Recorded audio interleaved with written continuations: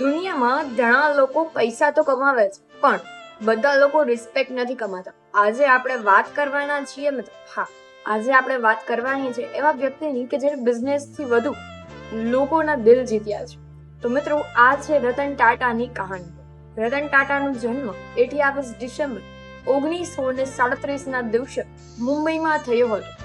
તેઓ એક ફેમસ ટાટા ફેમિલીના અંદર જન્મ્યા હતા, પણ તેમનું બચપન એટલું પરફેક્ટ ન હતું. નાનપણ કે જે તેમના પેરેન્ટ્સ અલગ થઈ ગયા અને એક નાનકડા બ્લંક માટે આ વસ્તુ બહુ મોટી હતી. મિત્રો, તેમનું પાલન પોષણ તેમની દાદી નવજીબાઈ તાતાએ કર્યું હતું અને ત્યાંથી જ રતન ટાટાએ ડિસિપ્લિન, સિમ્પ્લિસિટી અને વેલ્યુ શીખી. રતન ટાટાએ અમેરિકામાં કોર્નેલ યુનિવર્સિટીમાં સ્ટડી કરી. તેમની પાસે ફોરેનમાં સેટલ થવા પણ ઓપોર્ચ્યુનિટી પણ હતી. લક્ઝરી લાઈફ મળી શકે તેમ હતી, પણ તેમને ભારત અને પોતાની કંપની પસંદ કરી હતી અને ઇન્ડિયા પાછા આવી ગઈ. ટાટા ગ્રુપ એને જોઈન કર્યું. પછી લોકોને લાગ્યું હશે કે ઓનર ફેમિલીમાંથી છે, ડાયરેક્ટ એસી ઓફિસમાં બેસશે, પણ ના, રતન ટાટાએ એવા ન હતા. તેમને ફેક્ટરીમાં વર્કરની સાથે કામ કર્યું, મશીન પાસે ઊભા રહીને કામ સમજ્યું, ગ્રાઉન્ડ લેવલ શીખ્યું. મિત્રો, ગ્રાઉન્ડ લેવલથી બધું જ શીખ્યું અને આ જ કારણ છે કે એમ્પ્લોઈઝ પણ તેમને ફેમિલી જેવું રિસ્પેક્ટ આપતા હતા. વર્ષો પછી પણ રતન ટાટાએ ગ્રુપના ચેરમેન બન્યા, પણ આ જર્ની ઈઝી ન હતી. કેટલાક લોકો તેમને ડિસિઝન પર ટ્રસ્ટ પણ ન કર્યું.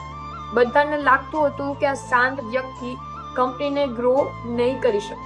રતન ટાટાએ વર્ડ્સથી નહીં, પોતાના કામથી જવાબ આપ્યો. રતન ટાટાનું એક સપનું હતું કે ઇન્ડિયાની મિડલ ક્લાસ ફેમિલી પાસે પણ પોતાની કાર હોવી જોઈએ. એક દિવસ તેમને જોયું કે એક ફેમિલી સ્કૂટર પર જઈ રહી હતી. પિતા ગાડી ચલાવતા હતા, પાછળ એની વાઈફ અને વચ્ચે નાનકડું એવું બાળક.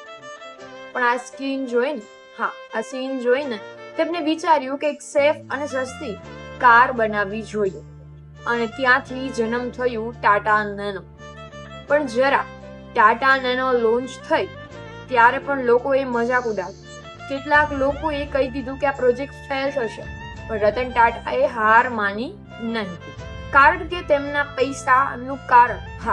પૈસા કરતા પણ લોકોની જરૂરિયાત જોઈ હતી. મિત્રો, રતન ટાટાએ ફક્ત નેનો જ નથી બનાવી, તેમને ટાટા ગ્રુપની અંદર ઇન્ટરનેશનલ લેવલ પર લઈ ગઈ. અને મિત્રો, એક દિવસ એવો આવ્યો કે જ્યારે ઇન્ડિયા કંપનીએ જેનઓવર અને લેન્ડ રોવર જેવી ફોરેન કંપની બ્રાન્ડ્સ ખરીદી લીધી. દુનિયા હેરાન થઈ ગઈ. ઇન્ડિયાની કંપની આ રીતે કરી શકી? મિત્રો, આ રીતે કરી શકે, પણ આ ઇમ્પોસિબલ ને પોસિબલ બનાવ્યું રતન ટાટા. રતન ટાટાએ લોકો બિઝનેસમેન માટે નથી ઓળખતા, તેમની સિમ્પ્લિસિટી માટે પણ ઓળખે છે.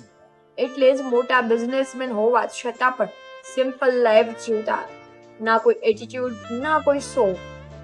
અને 26/11 એટલે કે મુંબઈ એટેક પછી તાજ હોટલ પણ એટેકમાં એફેક્ટેડ થયું હતું. પણ આ સમયે રતન ટાટાને પર્સનલી લોકોને મળવા ગઈ, એમ્પ્લોઈઝ અને ફેમિલીઝને સપોર્ટ આપ્યો, કેટલાક લોકોને ફાઇનાન્શિયલી પણ હેલ્પ કરી. આ બધાને ફીલ કરાવ્યું કંપની ફક્ત પૈસા માટે જ નથી, પણ ફેમિલી પણ છે. રતન ટાટાએ એનિમલ્સ પ્રત્યે પણ ઘણો પ્રેમ હતો. સ્ટ્રીટ ડોગ્સ હોય અથવા સ્ટ્રીટ જે કૂતરા હોય છે માટે પણ તેમને કાર રાખી. આ બધી જ વસ્તુ બતાવે છે કે વ્યક્તિ કેટલો મોટો, એનાથી વધુ ઇમ્પોર્ટન્ટ છે કે તેનું દિલ કેટલું મોટું હોય. આજે પણ દુનિયામાં રતન ટાટાને રિસ્પેક્ટ કરે છે, કારણ કે તેમને આપને એક મોટી વાત શીખવાડી છે કે સક્સેસ ફક્ત પૈસા કમાવવાનું નથી, પૈસા કમાવવું નામ નથી. સક્સેસ એટલે કે લોકોના દિલમાં જગ્યા બનાવવી. રીચ ઘણા લોકો બને છે, પણ લેજેન્ડ બનવું બહુ ઓછું બને છે. અને રતન ટાટા એક બિઝનેસમેન નહીં, પણ એક ઇમોશન છે. તમને રતન ટાટાની કઈ વાત સૌથી વધુ ઇન્સ્પાયરેશન કરી? કમેન્ટમાં જરૂરથી કહેજો.